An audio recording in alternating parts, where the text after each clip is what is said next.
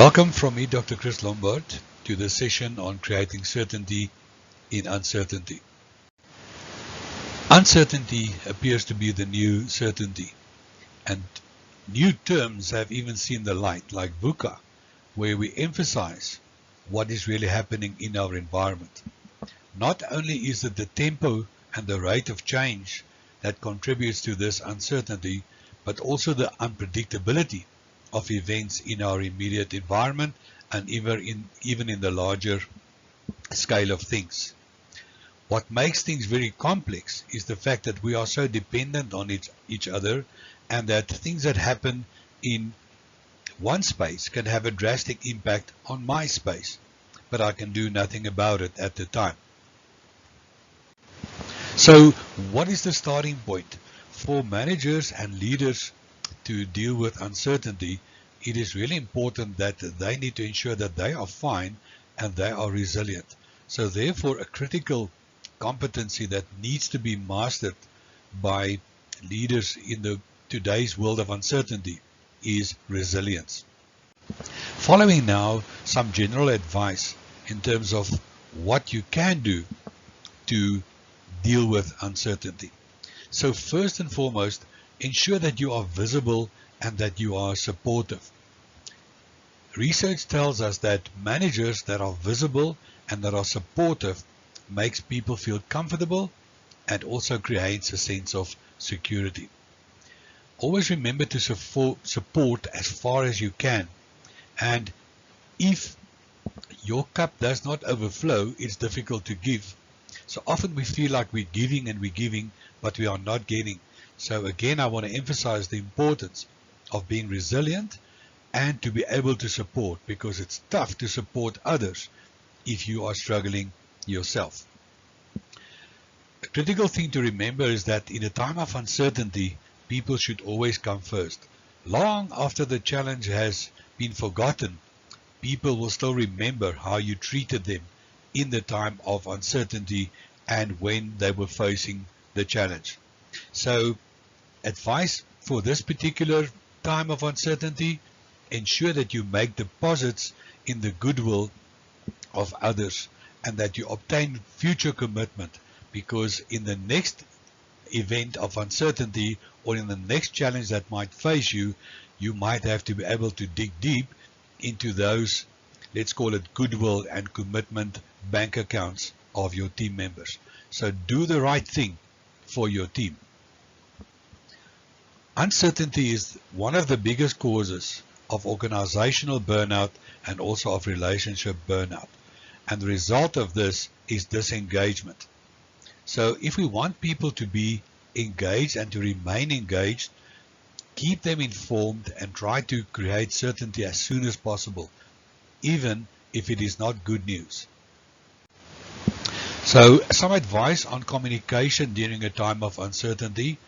First and foremost, the leader needs to demonstrate deliberate calmness. So therefore choose to demonstrate calmness. And when you make those choices, remember the following: 55% of your communication is visual, 38% is the tone, and only 7% is content.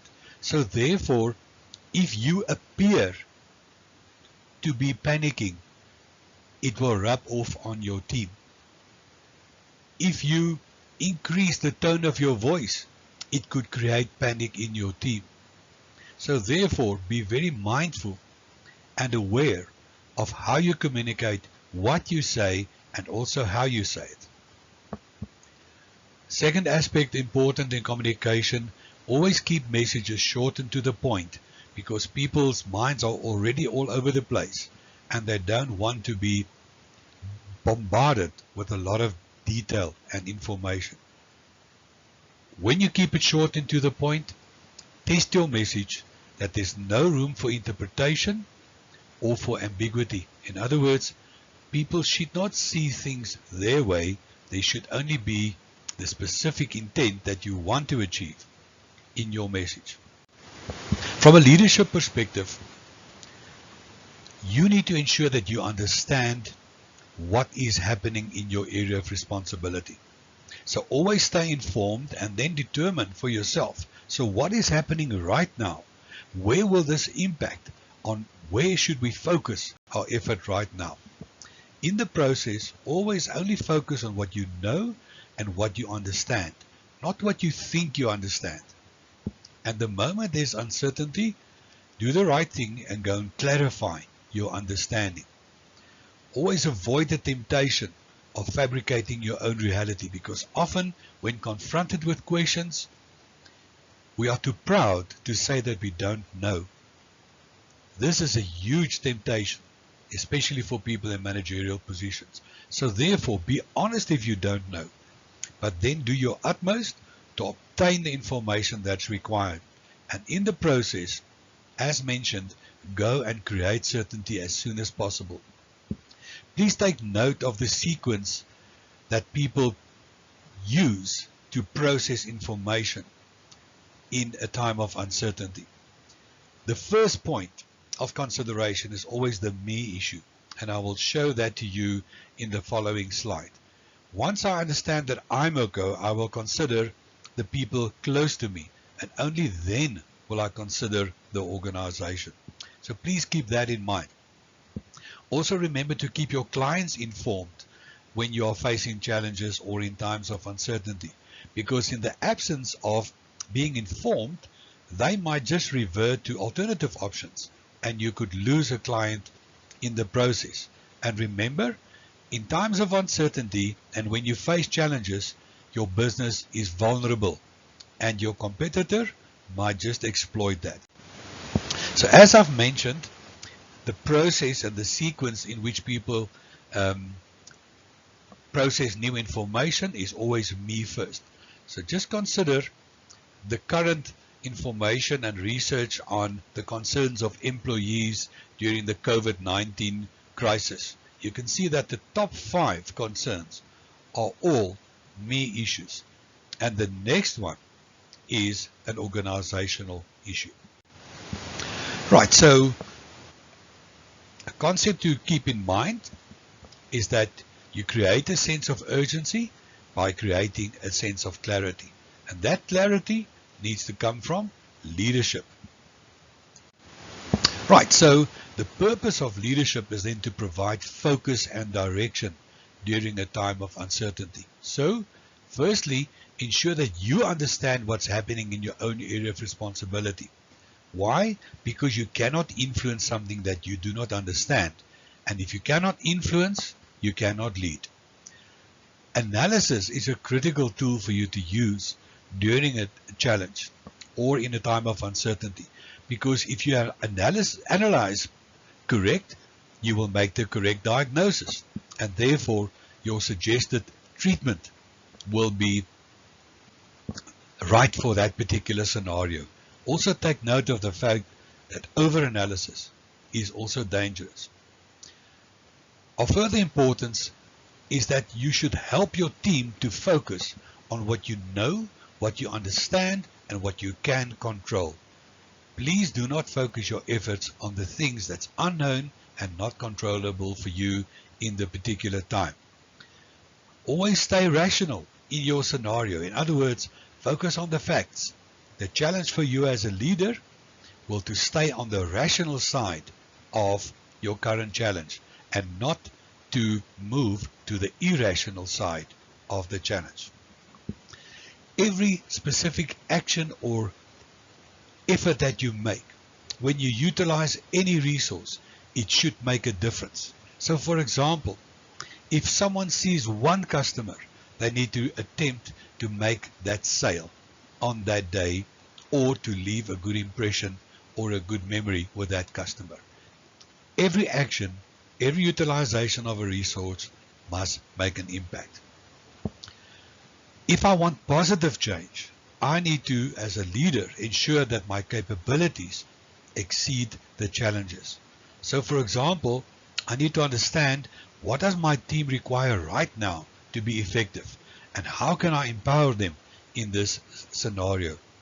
So learning from the COVID-19 scenario in the Netherlands, they adopted a principle of intelligent lockdown, and people could work from home, but companies appointed coaches to enable and empower people to work from home.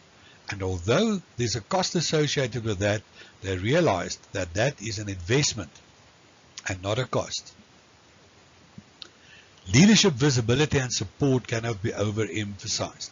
It does not mean that you need to make a nuisance of yourself. What does visibility mean? Stay informed. Keep people informed, or else they will create their own reality.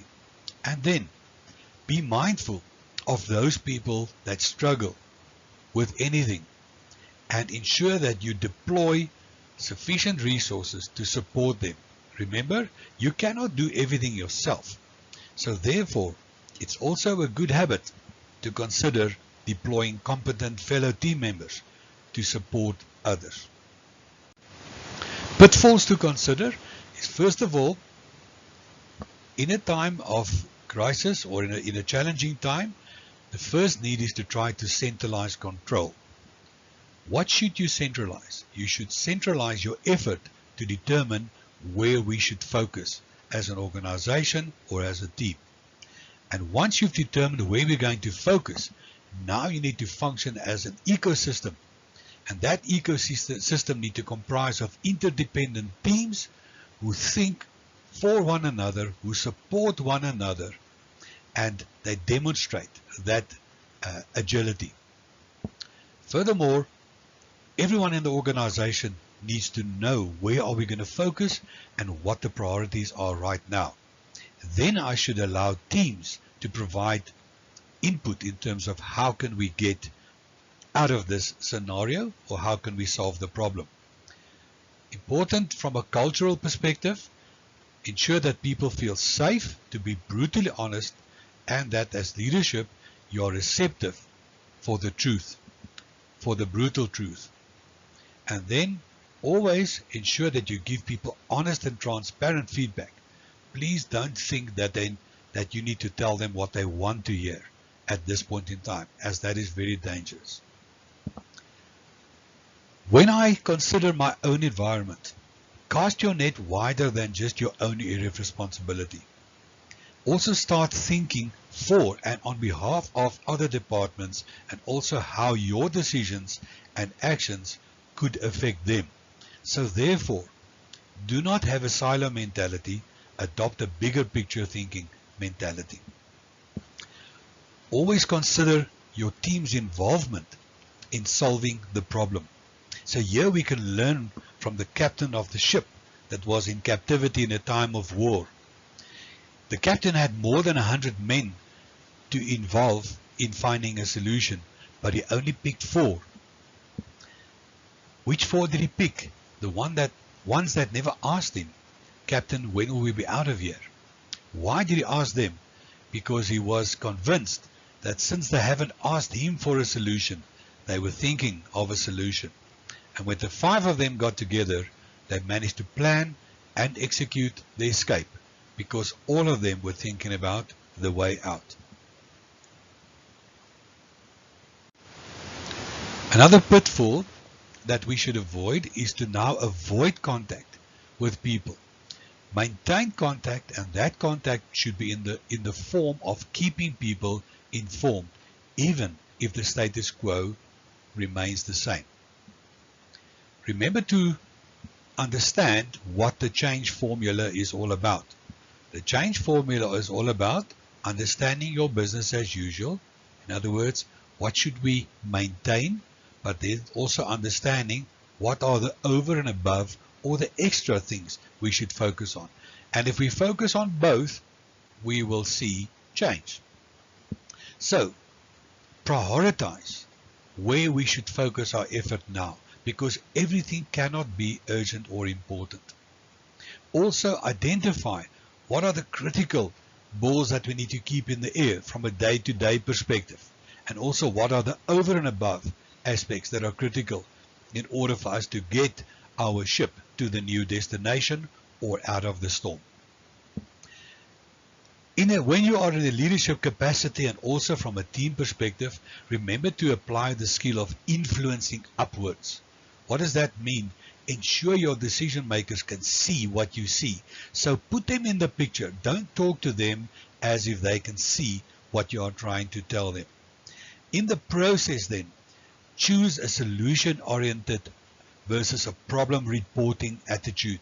Because often we find that people think that my job is to report all the problems that we are experiencing at the time. Remember, rather think of solutions and suggestions.